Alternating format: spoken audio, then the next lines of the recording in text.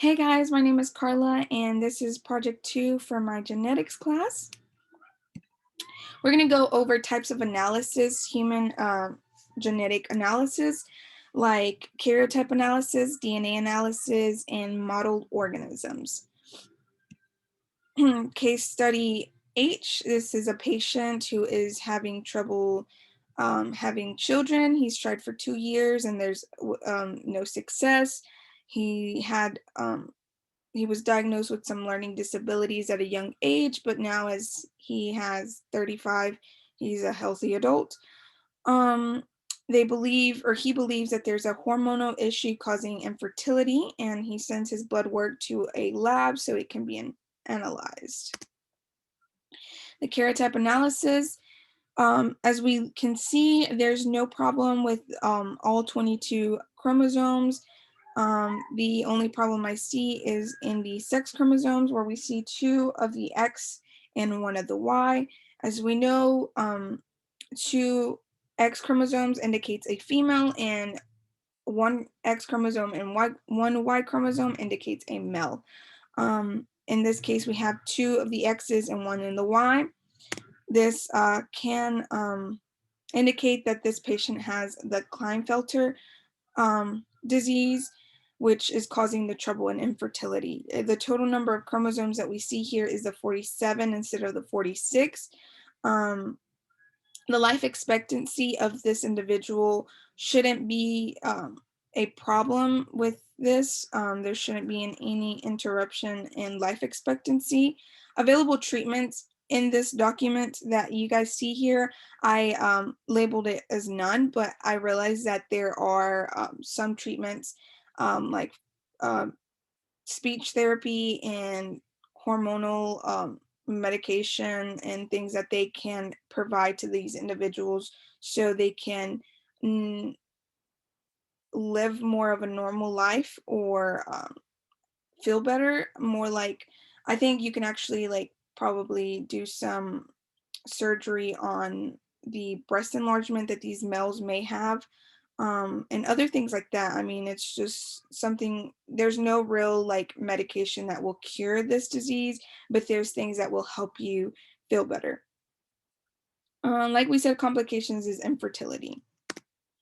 So for the DNA sequence analysis, the case study was patient H, and this patient is 43 years old. She has some stomach cramps, weight loss, and lack of energy.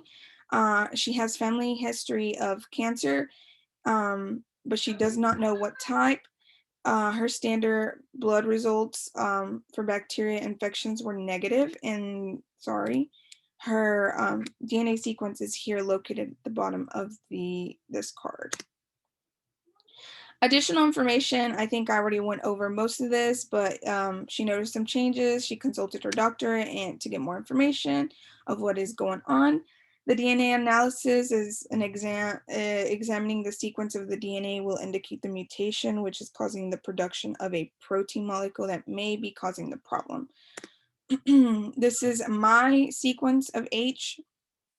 As we can see on this picture, not all of it is filled out. I did this in my lab report and finished off the rest of the sequence, but you will guys see it on the next slide.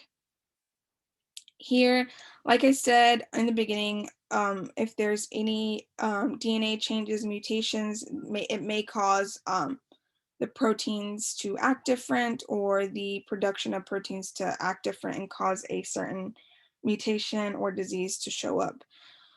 The difference between my sequence in the amino acid sequence and the amino acid sequence of the patient is between the protein GLY and SER.